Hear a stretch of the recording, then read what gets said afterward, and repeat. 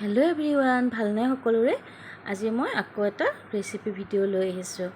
নিয়ৰৰ যেতিয়া গৰমৰ বন্ধ আৰম্ভ হৈছিলে তেতিয়া সি এগালমান লিষ্ট দিছিলে, তাৰ ভিতৰত ঢকলাও এটা আছিলে আৰু একেবাৰে লাষ্টত বনালোঁ মই ঢকলা।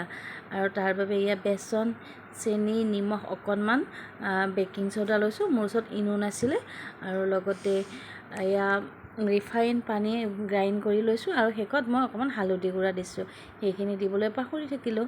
আৰু গ্ৰাইণ্ড কৰি লোৱাৰ এটাই কাৰণ হৈছে ঢকলাটো খুব ধুনীয়া ফ্লাপি হয় আৰু হাতখনত কষ্টও নাপায়।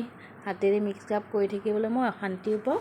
আৰু এয়া থালখনত দি ৰৈ যোৱাখিনি মই এটা গিলাচত দি লৈছিলোঁ। এতিয়া মই ঢকলা বনালে এই থালখনতে বনাওঁ, এটা জোখৰ হয়।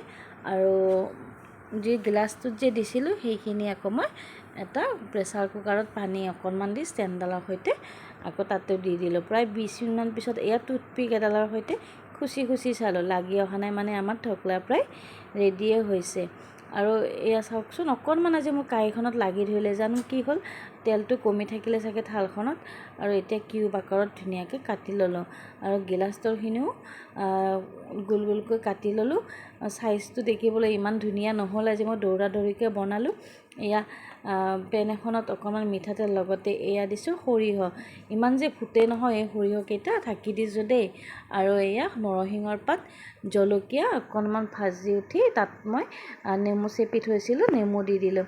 আৰু ইয়াতে অকণমান পানীও দি দিলোঁ আৰু সোৱাদ অনুসৰি অকণমান নিমখ আৰু অকণমান চেনি দি এইখিনি মই ভালদৰে উতলিবলৈ দিলোঁ। বহুত বেছি সময় উতলাৰ দৰকাৰো নাই। তাৰপিছতে এইখিনি মই ইয়াতে আকৌ ঢালি দিলোঁ। এয়া হৈ গ'ল আমাৰ কম সময়তে বনোৱা, কম খৰচতে বনোৱা ঢকলা।